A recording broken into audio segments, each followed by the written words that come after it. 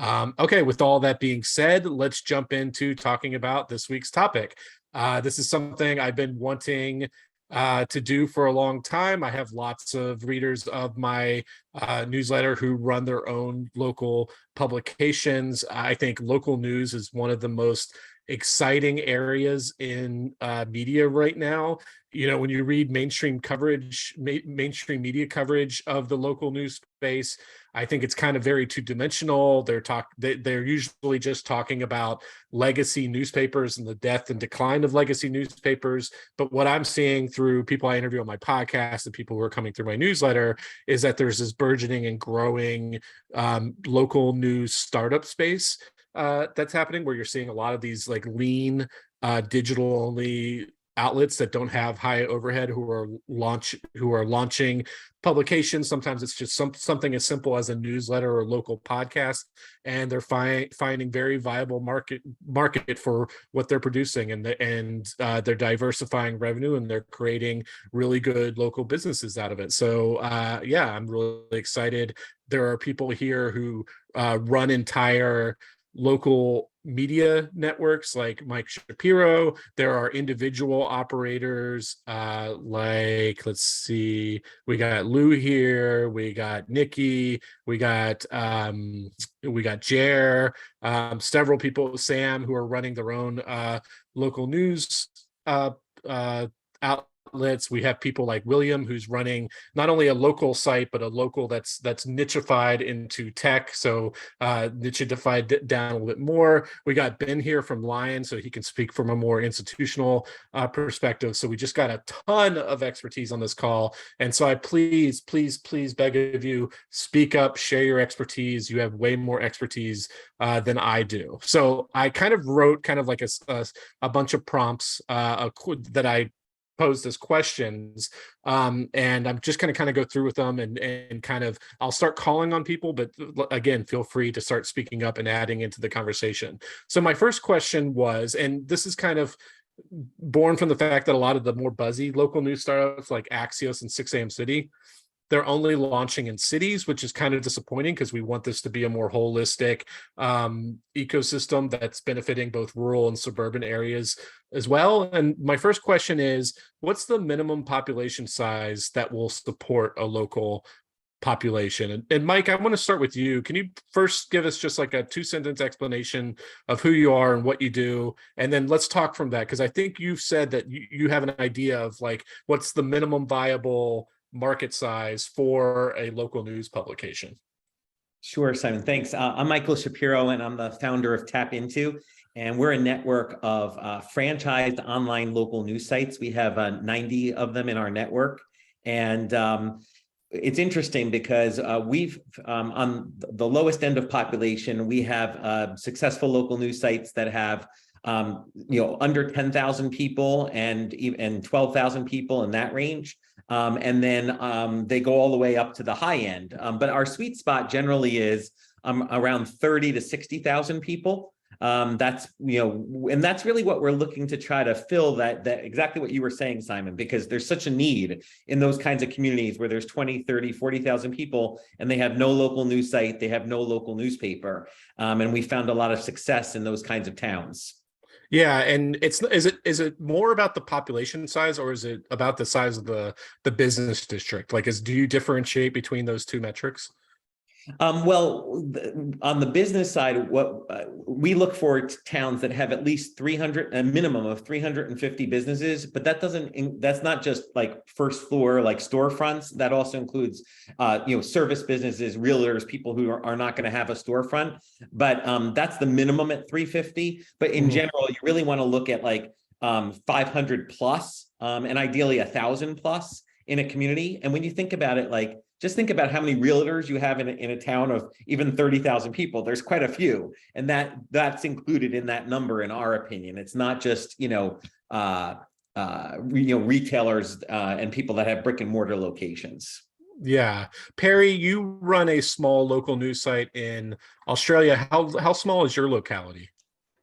Our readership area is probably 25,000 people, so we're really experimenting at the low end of the population scale. Yeah, but I think it can be viable in a town of 20,000 people. I mean, you do the maths and something like 15% of people are willing to pay for online news at this point, right? Yeah. And so you go, well, 15% of 20,000 is a couple of thousand, 2 or 3,000. If even half of those people are willing to pay $50 a year, $60 a year, then you can make it work. You can make one person's wage anyway. I'm hoping to be able to sustain 2 or 3 of us. Yeah. We've had a pretty good conversion rate so far, and we have a bit of advertising as well, but I think you can do it in a pretty small community. Yeah, and I guess that's another factor. And Mike, I don't think you're, at least the last time I spoke to you, you don't really charge for subscriptions and stuff like that. But depending on how diversified your revenue is, if you're doing a mixture of subscriptions and advertising, maybe the dynamic of how large the market has to be changes. Yeah, because with us, it's 100% advertising. We don't have membership, we don't have paywall, we don't have anything like that. And so we don't really, obviously factor in subscriptions in terms of the population regarding, the viability. But I would tend to agree that, I don't see any reason why 20,000 and above in population, it cannot be a successful local news site. When you get lower than that, it becomes more difficult. But we do have at this point 2 sites in towns that have, actually 3 sites in towns that have under 20,000 that are doing quite well. Yeah, Ben, you work for Lion. Tell us what your title is there, and what are your kind of observations in terms of like the different sizes of the localities that a lot of your members are? Like, what's kind of the sweet spot? Yeah, thanks, Simon. I'm the communications manager at Lion, so I get to write about our members and learn from our members. So that's where my insight comes from. I'd say, and I dropped this in the chat, on the small end, one of the smallest markets served by our members is Philomath, Oregon, Philomath News, where Brad Fuqua started about 2 years ago. With the caveat that his revenue goal for year 1 was like $30,000. So, in a city like Portland, you wouldn't be living on that, but in Philomath you can, and he hit that. And I think one of the things that was working in his advantage was like it's such a small town, such a small community, and close-knit community that after, decades of being kind of the one-man shop at the newspaper in town, that when that closed, like he still had all those relationships with the coffee shops, the local businesses, had a really successful kind of like founding member program. A lot of people supported him right out of the gate. So, I think if you, in those really small communities, if you have those relationships and can get that kind of startup funding, just sort of on your reputation, then it's possible to launch and to hit some at least modest goals pretty quickly. But yeah, I think and Sam could probably speak more to this from Madison Minutes. But if you look at kind of the 1 to 2 person operations that are launching, often newsletters, sometimes with podcasts. I think of like Range Media in Spokane. I think of Madison Minutes in Madison that Sam's running with his colleague. I think of Sioux Falls Simplified in Sioux Falls. So, there's some of those smaller cities that don't have like 2 alt weeklies and a big daily, there's some room there. They're not attracting Axios Local. They're not attracting 6 a.m. City. They're just a little bit smaller there. That's where we've seen some of these independent founders launch similar types of businesses by themselves.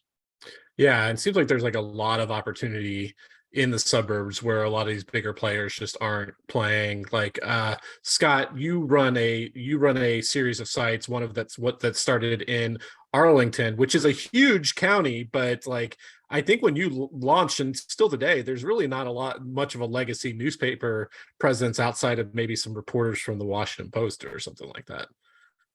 Yeah, I mean, we're also in Fairfax County, which is even bigger, which is over 1 million people, which is a challenge to cover. When I launched in 2010, we had pretty much the same competition we have now. We have the TV stations, radio stations, we have the Post, and then there's a local weekly. There's like 1 or 2 weeklies in each of our markets that, do well enough on the print side. Print still alive and well in the suburbs at least. But yeah, we had an opening on the online side, and it's gone pretty well. I would say, we're in the slightly unique position among Lions of having multiple active sites, which is a managerial challenge when you have a small staff. Mm-hmm. And like, I think what's great about it is like the reason that a lot of these like leaner online publications can niche down and go much smaller locations is because like just one or two employees, if they're really good reporters and they have good relationships, you don't need much more than that in order to do good journalism. Whereas like a legacy paper needs like a minimum infrastructure that's much larger. Sam, you run a publication in Madison, right? How is your operation in terms of how small it is and like what you're able to put out in terms of like editorial output? Yeah, so I run Madison Minutes. Right now we are a daily newsletter in Madison, Wisconsin, and we do a considerable amount of original journalism, service journalism. That's just for news you can use. When you say news you can use, people actually understand what you're talking about. But we found pretty great success actually, because I can't say we're a suburb, we're a small city, and we actually have a really great media ecosystem here. We have 2 daily newspaper operations, we have nonprofit startups, we have a bunch of other stuff. So we don't really have a big gap here in Madison to fill. So Madison Minutes tries to sort of be an ethical aggregator, and we've found enough business there. So things are good for us. And when I say ethical aggregator, it's like we actually get back a great deal to like our content partners. So we've run fundraisers for other news organizations. We send a bunch of traffic back to them. There's this local arts blog that we worked with, and so they get a big bump in traffic and stuff like that, and we get to collaborate on event stuff. But our town's like 250,000 people, and we take up a pretty small bit of it. So I'm not sure what to make about it. Yeah, and I think you're speaking to something that you're seeing with a lot of these new local news startups is like they don't have to reinvent the wheel. They do a lot of curation and aggregation. They're not afraid to, link to competitors and stuff like that. And so that allows them to be lean because they can, like, some can still do original reporting and break news or, cover local city council, but they're not rewriting every single story that every other outlet has so that their overhead is lower. I remember I started out as a local news reporter, and there was this one time where a competing newspaper was cited in like a local board of supervisors meeting. And so it became part of the story. And so I mentioned the other newspaper in my story, and my editors refused to acknowledge that other newspaper and took out the name and wrote something to the effect of another local newspaper or something like that. They refused to give it any acknowledgement. And so when I'm talking to a lot of these kind of lean publications, they're not afraid to link. They're like you said, they're service journalism, and so they can cover a lot more ground because of that. Charlie, you do that with you have a Chicago publication, and you're almost all aggregation, right? Yeah, although I don't like the phrase aggregation, and partly, it's a bloodless phrase. As you know, Simon, I spent the first half of my career in radio news, and I think of it as a newscast. And radio, and to some extent television, what they do every half hour or every hour or 2 or 3 times a day is they look at the wide world, they look at the wire services, they look at the local papers, they look in some cases at what the TV stations are reporting, and every half hour they say, here's what you should know. Maybe it's original reporting from us. Maybe it's what another radio station or newspaper or TV station is reporting. So I prefer to think of it as a newscast. It's a once a day text-based email newscast delivered to anyone who wants to read it. As you know, Simon, I just want to mention this to everyone else. I worked for the Chicago Tribune and helped launch their email news program 1998 to 2009. And along the lines of what you were discussing, at one point, the late aughts, I said, we should be pointing wherever the news is. Yeah. If our competitors at the Chicago Sun-Times have a story and we don't, and I'm thinking at the time about, renowned film critic Roger Ebert, who worked for the Sun-Times and who was, fighting health battles, we should send our readers to the Sun-Times coverage of Roger Ebert because they have the best, most thorough coverage. I had to fight, not literally fight, but I had to make a strong case that what I call the Miracle on 34th Street strategy made sense. If you've seen the movie, Santa Claus gets in trouble for sending Macy's customers over to Gimbel's. He's being called on the carpet, and around that time, a lady walks back into the store and says, thank you for sending me to Gimbel's. I'm going to start all my shopping at Macy's from now on because you treated me right. You told me where to go to get the best product. I think any news organization, not just aggregators, should be following that philosophy. Yeah. And now I'll get off my soapbox. Yeah, I agree. So let's start talking a little bit about the business side. And there's this debate over like what is the best like revenue streams for a local news outlet. William, let's turn to you. Tell us what you run. And what are your thoughts in terms of kind of the main revenue streams, especially if you're starting out and you don't have a ton of like runway, you need to start making money relatively soon and start building on that base. What are your thoughts in terms of like how that should be approached for like a local news organization? Yeah, happy to share a little bit about what we're doing. Can you guys hear me fine? Yep. Cool. I don't know if you can tell I'm in a restaurant. Well, I'm actually on a restaurant patio in Vancouver, Canada. Nice. At the Vancouver Tech Journal, right?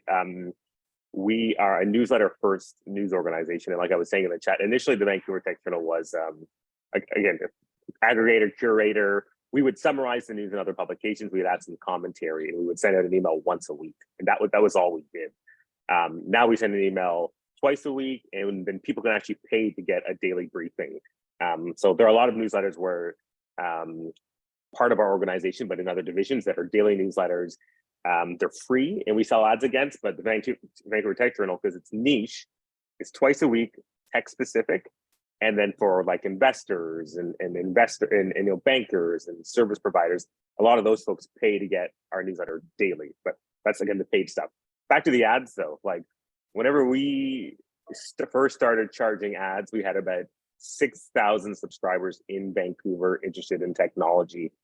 And to be honest, like my CEO, my boss said, let's just charge people $3,000 a month or $1,500 a month to get access to these readers. So, your logo at the top saying, presented with or together with this company. Then midway down in the newsletter, you get a little note that said, what service are you providing? It might have been a PR firm or a bank. And again, there was only our ad inventory was only twice a week, right? Sunday and Wednesday. And so I thought that was like the craziest amount of money. That why would people pay that much money to get featured in this newsletter? But to my surprise, we sold out of that inventory quite quickly. Yeah. And again, I really think that just comes down to it was such a specific audience. You're in the city of Vancouver, Canada, and you want to get in front of people in the technology industry, which is, again, in our case, like we know a little bit more about our readers now, but high value readers. And so it wasn't actually that hard for us to sign up our first like 8 partners, which was pretty significant, right, for us as a team. And so that was how we started out initially, Simon. Now we have a job board, and now our audience is 21,000. Now we have monthly events, ticketed plus sponsored. Yeah. And now there's, again, like I say, people who pay to get a daily report. So we've obviously expanded way beyond that, but at least initially it was simply, we would sign people up, they'd pay us a monthly amount, and we would make sure they signed up for a year. Since they were signing on for a year deal with us. So in some cases for advertising, yeah. One partner would be $36,000, or one would be $18,000. And so we could take that and we could build on that. And we also hired based off of knowing that we had that revenue, assuming I mean, Yeah. next year is going to be interesting. I'm sure everyone is wondering how they're going to be impacted by what's going on in the world. But this was just when was this? This is actually only it's less than 2 years ago actually that we've gone from like 1,000 subscribers to over 20,000. Having said that, we obviously invested to acquire some of those readers, but when we first were looking for partners, we had about 6,000 subscribers, and again, to my surprise, we filled up our ad inventory quite quickly. Now the thing that I need to do is say to all these same partners, we are still charging you the same amount, despite the fact that our audience is almost 4 times the size. So that's the next thing I need to figure out. Yeah. Well, as Mark points out in the comments section, like obviously the first thing is you need to start building your brand. But in terms of like coming, when introducing a business model, I agree with you, William, that I think ads should be first, because one advertiser, you can charge them the equivalent of converting, probably like 100 paid subscribers. And in terms of, especially if you're a small operation, you have your hands tied behind your back. If you're locking a bunch of content behind a paywall, you're not growing. You can start providing value to advertisers a lot sooner than you can start really converting a ton of people into paying subscribers. I'm not saying don't do the paid subscriptions or memberships, but you shouldn't be tying your hand behind your back right out of the gate by promising all kinds of paid content. Well, Charles, we'll get to I know what you're going to say. It doesn't have to be behind a paywall, but we'll get to that soon. Perry, I wonder if you could, like, you were part of Substack Local, and I think part of their deal was you weren't allowed to have advertising, and as a result, a lot of the media entrepreneurs in Substack Local struggled because they couldn't do anything but paid newsletters, and they couldn't get to a full-time salary through paid subscribers alone, correct? Yeah, Substack Local was an interesting little left turn for us. I've been going for about 12 months when that offer of funding came through, whereas most of the other Substack Local folks were just starting up in response to this grant. So at the time I got the news that we weren't going to be able to do advertising for 12 months, I was writing a job description for an advertising person and planning this big expansion of our advertising. And obviously the dollar amount was enough that I went, all right, let's put that on hold for 12 months. Now I've got a revenue person who's just started this month and it's going well. But like you say, so many of the people in that cohort have really struggled. We saw it in our message groups and things like that. In the lead up to the end of this 12-month funding period, people are going, I've got 100 paying subscribers. How can I make a living out of this? And like you say, I think I agree wholeheartely that there has to be a mix of revenues, as many revenue streams as you can get. Go for it. Yeah. Nikki, you were nodding your head yes. Were you agreeing with that go-to-market strategy in terms of advertising first? I'm kind of agreeing with everything. We started out, I say we as if there are more than just me. It's just me. What is the publication you run? It's Burlington Buzz, so it's out of Burlington, Massachusetts, and I started it in February. And I'm sort of blazing my own trail because I don't know what I'm doing. I didn't have a plan, but it turned out okay. I think the idea of being able to earn a full-time living, I kind of started this on a volunteer basis, and my revenue this year is going to be like $10,000, and half of that is from a grant, which is good. I see people going like, yeah, that sounds great. Yeah, definitely. But if I was not volunteering my time, I wouldn't, it just wouldn't be viable. And so, especially in a town with 28,000 people, we've got about 17,000 registered voters and around 8,500 households. And so I currently have like 1,000 of them, and 10% of those are paying, and it's only $50 or $60 a year. So, it ends up being like there's not enough people in the town and not enough conversions to paid, even though 10% is a really good conversion rate. It's not enough just people to be able to support full-time work. And so my next step is looking at advertising for the 2023 year, and thinking about doing something like what William, you were talking about with banner ads at the top, kind of like what the Morning Brew does is sort of my model. It's just taking the banner ad at the top, a little native ad in the middle, and selling that to different people. In terms of advertising product, I'm not going to get into this right now, but Scott and Mike are really good in terms of thinking about what kind of advertising products local businesses actually want. I'm going to call on them in a few minutes, but I don't want to move off the paid subscriptions thing yet. I think what Charlie was wanting to raise his hand about was you can have your cake and eat it too. Oh, yes. Sorry. I was going to say that. Do you mind if I jump in? Sure. Again? Yeah. I don't paywall anything. Yeah. I will give 1 week early access to paid subscribers for podcasts. And that's the only thing I've done so far. I'm instituting a weekly roundup, just kind of a little perk that'll take me 15 or 20 minutes to aggregate and send out to paying subscribers with just a little bit more commentary. But people in general are just willing to pay for the information. And I very much sell that as something that, like, you know, you're supporting local journalism, you're supporting a local small business, and you're making it so that people who can't afford it can still partake, or who don't wish to pay for it can still get all of the information. And I am doing a membership drive this month in coordination with the food pantry, and I've gotten, I think, I want to say 14 new paid subscriptions in the last 12 days, just from that. So I think that that there are definitely ways to encourage and entice people that don't involve a paywall. And that's where you kind of benefit from the mainstream media coverage of local news deserts, because I think the general population is kind of starting to understand, like, okay, if we understand that local news is a service, it's dying, so they might be, because it's more mission oriented and them wanting to save this small business and have this local news source, sometimes they're more willing to pay without there being a paywall. Mark, you mentor a lot of local news organizations, right? What are you seeing on this front in terms of what the paywall versus the mission oriented fund membership fund drive? Like, what are those dynamics that people should be thinking about if they're not wanting to do a paywall? I feel like, it's all over the map, to be honest. I think people have a lot of strong opinions about paywalls and not. We work with a lot of nonprofits, and a lot of the nonprofits have a real strong opinion about no paywalls. This information should be out there. We're grant supported. We might ask for memberships and things like that, but we don't want to put up a paywall. I mean, there's different opinions. I understand the idea that, this information, if we're going to inform people in these small towns with people who don't have a lot of money, and then we're going to ask them to pay for subscriptions, they're not going to get the information that they need. So I understand that point of view.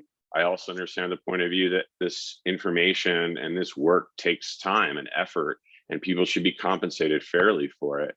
And we all deserve to get paid for the work that we do. So it's not an easy answer when it comes to paywalls. I think every community, every publisher has to really try these different models out and see what works. And, like this guy in Albuquerque, who's just like, I'm going to charge people $10 a month for my email newsletter. It's going to be behind a paywall.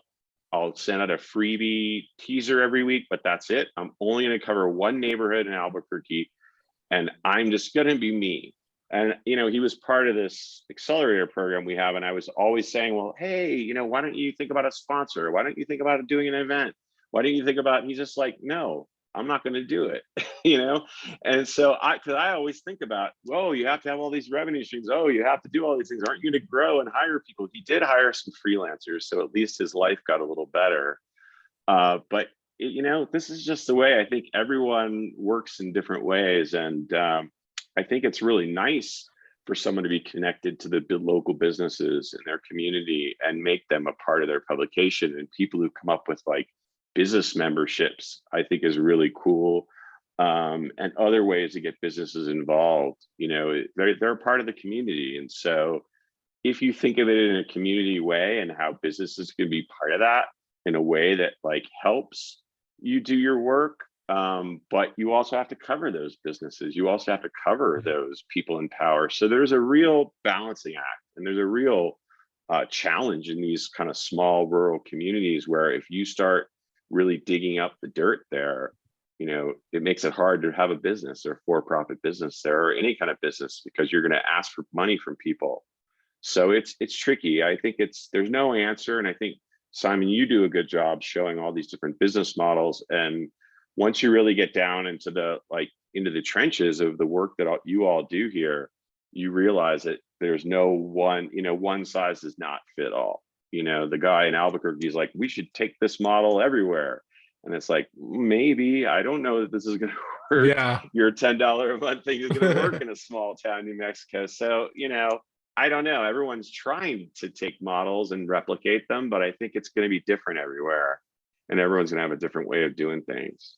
Yeah. And do you think, like, if they do want to do the no paywall, it's about communicating impact and emphasizing that, you know, explaining to them what they're getting out of their money, so that they understand, okay, you're not getting paywalled content, but I'm doing XYZ, and I am showing up at your your town council every single month, so you know what your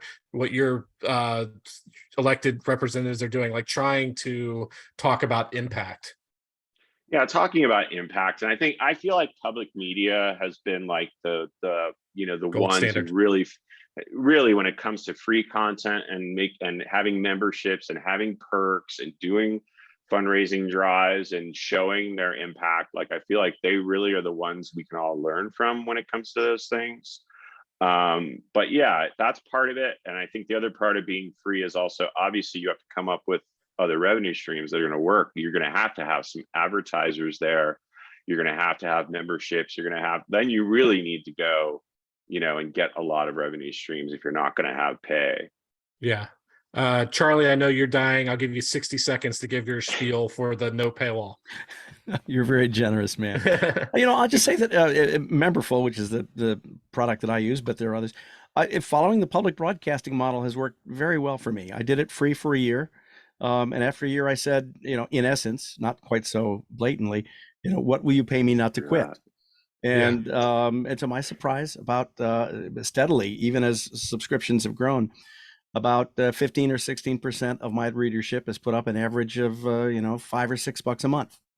Mm-hmm. And Awesome. it's, and yeah, there are a few advertisers, but the voluntary support is far exceeds advertising.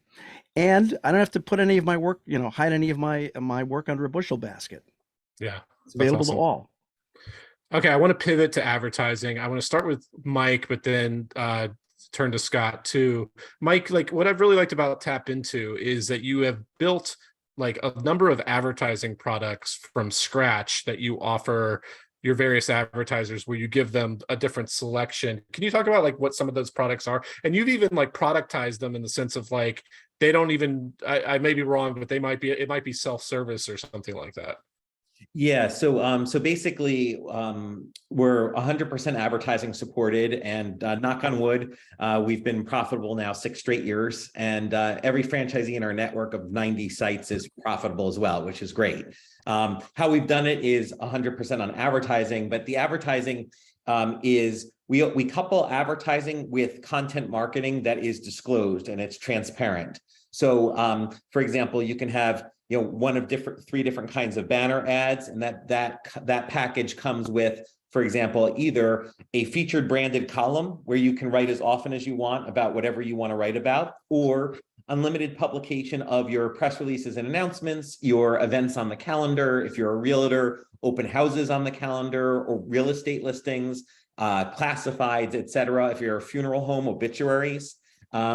We have exclusive sponsorship of every section of every site, which includes their logo and click-through on the section, all the articles in the section. And that also comes with the content that we talked about. There's one exclusive video ad per site that plays on the site itself. That also comes with the content. And then we've also monetized our newsletters. So in every newsletter, there is a sponsorship and 3 exclusive ad spots. And that also comes with the content. And we can do dedicated email blasts for advertisers to the subscribers of a particular Tap Into site. When I say subscribers, there's no paywall. It's free to not only see the site, but it's also free to get the morning newsletter. So when I'm talking about subscribers, those are people that have signed up for free to get the morning newsletter from their town. And we created this DIY marketing platform on the front end. So if you're an advertiser, you can use this DIY platform to submit the content we just talked about. If you're not an advertiser and you want to submit that kind of content, you pay per site, and those payments split out to the site owners of those towns. Yeah, and what I like about what you're talking about is a lot of your ad products, like you're not having to create the content, but you're the value that you're providing is not only the exposure, but they can basically almost be like a columnist for your publication. Yeah, so like what we use our talents to cover the local news. So we do all of our own original local news reporting. Every site has to do at least one original local news story a day. We do not aggregate content. So that's what on the journalism side we're doing. On the kind of advertising content side, it's being supplied by the advertiser. Though we do have a content option for advertisers who, for example, don't have press releases or won't write a featured column, where we'll do an advertorial news story about them, which will be labeled as sponsored content, and that would be their content component of their advertising campaign on the site. Yeah. And Scott, I remember interviewing you a few years ago where you said something to the effect of like, native advertising on a national news site, it's usually not that enticing, but at a local news publication, if it's a local business, people don't, even though it's disclosed it's an ad, if it's a well-written column or whatever it is, like the readership, they still get value of it, even though it's an ad, right? Yeah, it comes down to relevancy. So, I think one of the reasons that local advertising is particularly works, the direct sold advertising, is because it's connecting with readers who are local, and it is, inherently of some interest to them, as opposed to the scattershot of, network ads. You mentioned, some of the different advertising options. We have gone through an evolution over time of what we offer. And it feels to me like we're on the precipice of perhaps another one. Right now, we kind of go in cycles of like adding new options and then trimming them back and simplifying things. A lot of our options are a la carte. So we have, sponsored content, we have display advertising and, derivations thereof. And then we have some packages. Right now, though, it feels like, at least to me, like the path forward might be, and we're looking into this, kind of going the old school Charlotte agenda route. So I don't know, how familiar everybody is with Charlotte Agenda. They were bought by Axios, and it's now Axios Charlotte. But one of their kind of the unique things that they had going was that rather than selling a la carte advertising, they would sell packages to large advertisers that were year round, and it just included a whole bunch of different options for reaching their readership. That's becoming more attractive to me, because while you do have the inherent relevancy of the local advertising, it is a bit of a lift to get advertisers who are spending a couple $100 at a time to really come up with a message that's effective for them in that one shot of reaching the audience.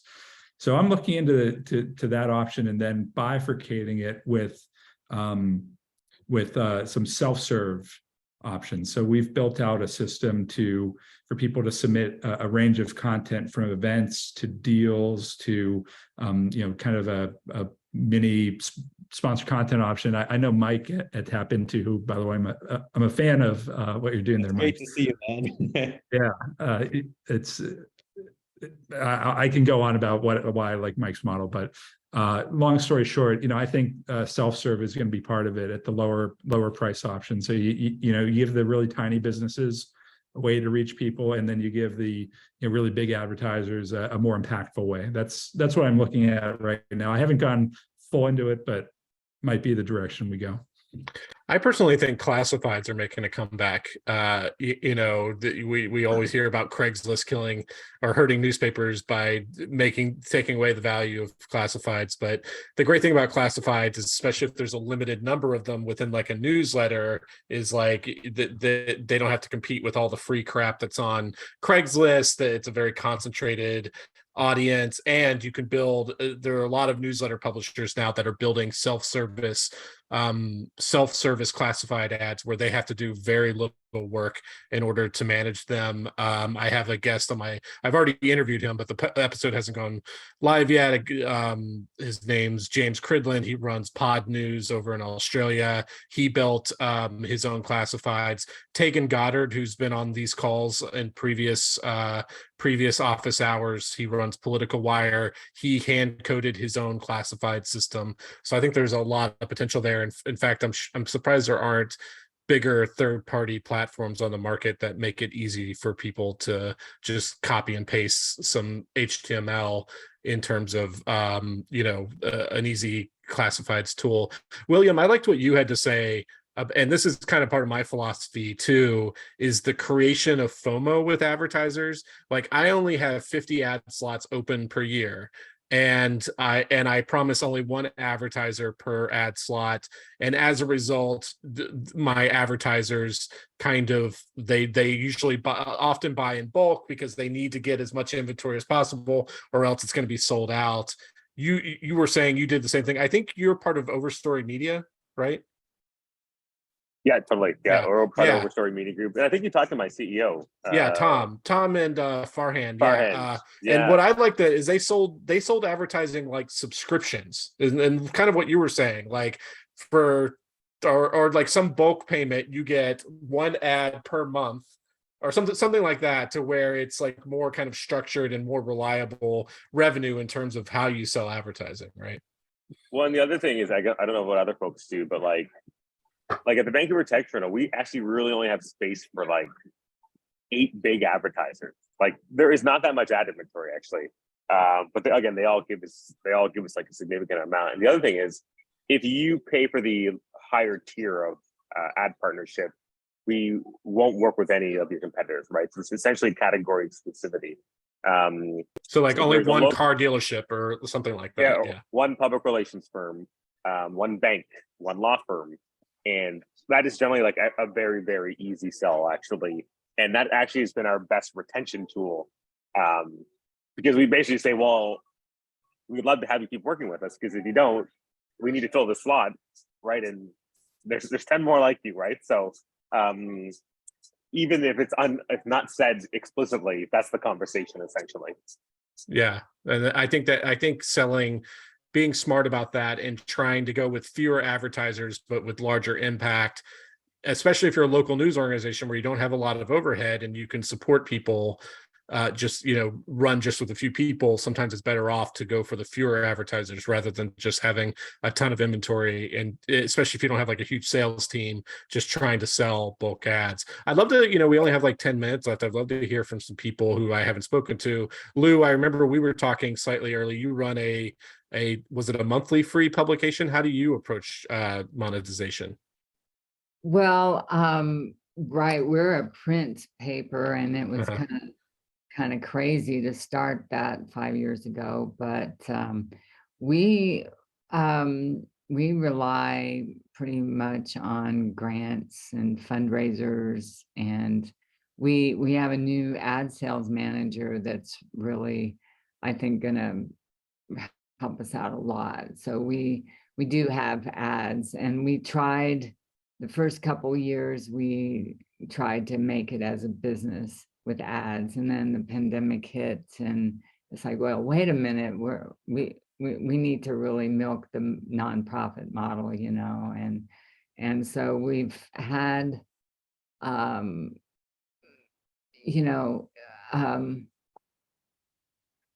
we need to do a lot more with the ads. Yeah. And but do you have a web component, or you're just 100% print? Yeah, our website, everything in our print paper is on our website, and we are working on digitizing ads that we currently we only offer print ads, which we know we need to.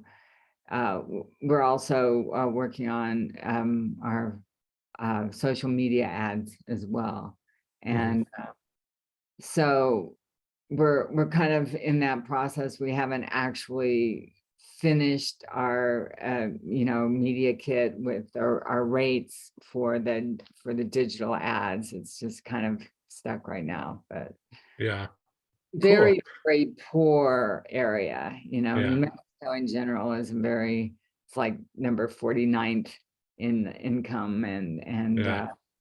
it's just a lot of the ideas that I hear about just aren't going to fly here. We're rural for one thing. Yeah, that makes sense. What about events? And I'm kind of opening this up to everybody. Is the juice worth the squeeze at the local level? Can you make real money from them? Jer, have you been doing events with Daily Detroit? Yeah, we've done events before. A lot of it's been reinforcing the community.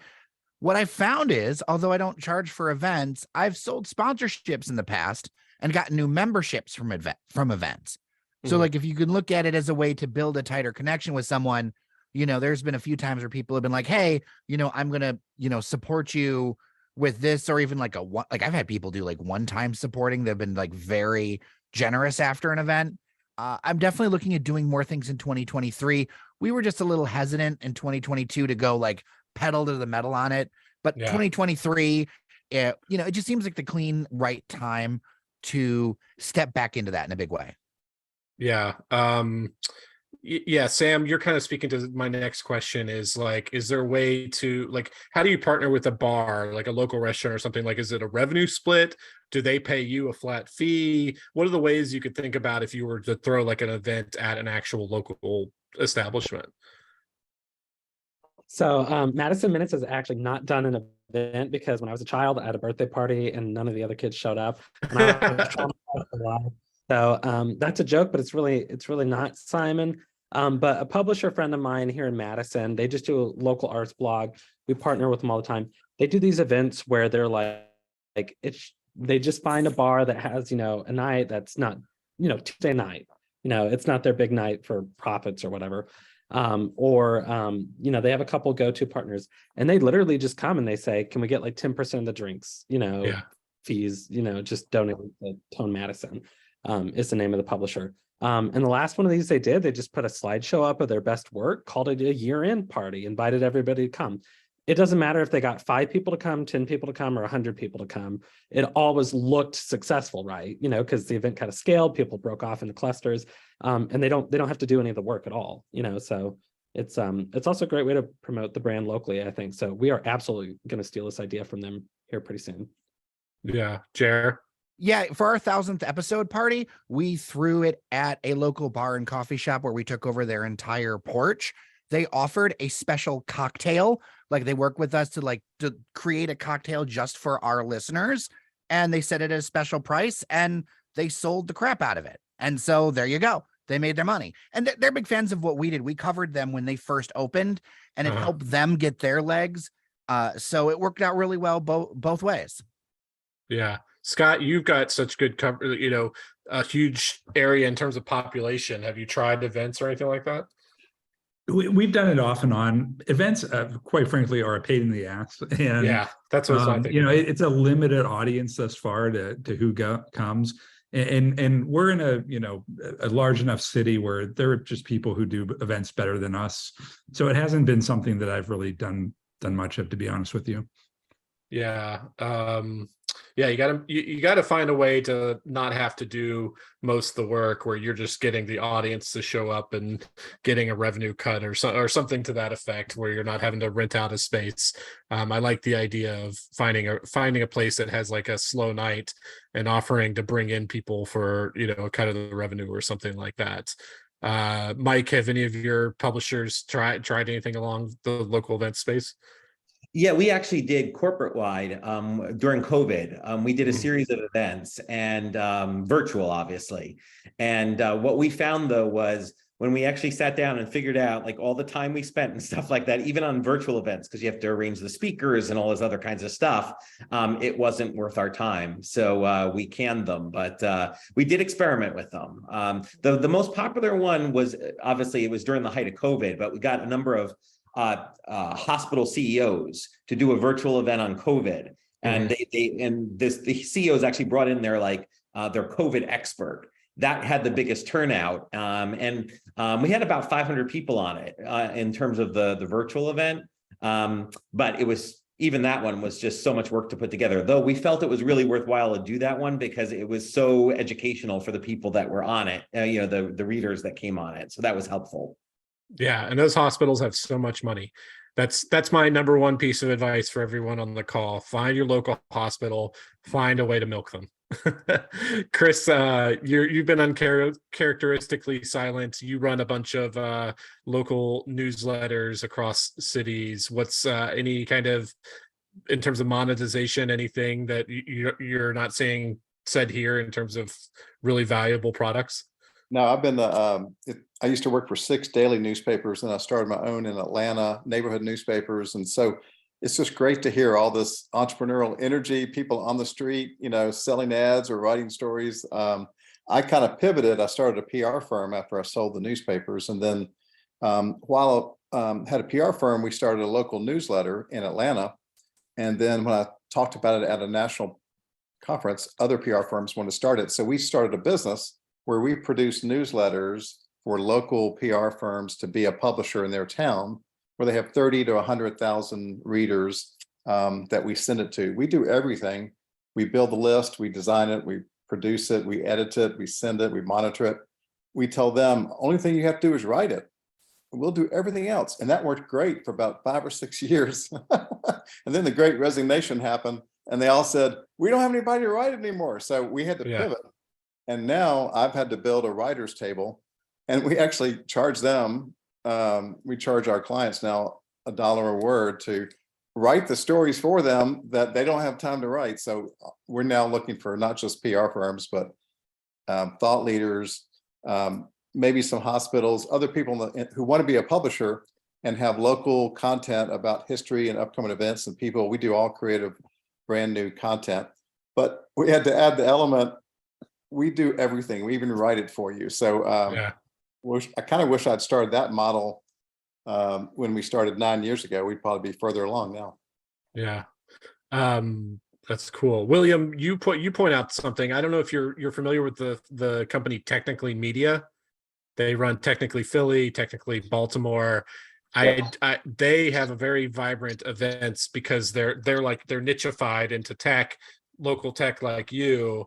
Maybe that's kind of the secret of making like a local events work, is doing it at the industry level. Yeah, I think that. Sorry, this patio I was on didn't have music, and now has music. I don't know if you guys can hear the music. It's not too loud right now. It's not too loud. Okay. Yeah. It's pretty easy for us to get 100 people to buy a ticket to an event every single month, and for that reason, we have a whole different set of sponsors that pay us to be represented at events, to speak for 30 seconds at the beginning of it. They get their logo on the slides. And so our events bring in about 3,500 or maybe some months $4,000 of revenue. But to be honest, I run all of that. So it's basically my time that we're paying for. And then there's so many like breweries and distilleries up here that they just provide the drinks and stuff like that. It's not a big deal for them, and they're happy to be in front of that audience. Yeah, cool. Okay, well, we're kind of coming to the end. We got a lot of experts on here. We got Mike, who runs an entire bunch of entire franchises of local news sites. We got Scott, who is kind of like one of the veterans of the local blogosphere before even the back in the days of 2010 post-recession, when all those newspapers first started dying. Does anybody have any questions for any of the experts or anything you want to throw out to the group before we sign off? Going once, going twice. Thanks for hosting. It's been great. Yeah. Okay. Well, my pleasure. These were always a ton of fun. I'm going to go ahead and stop the recording real quick.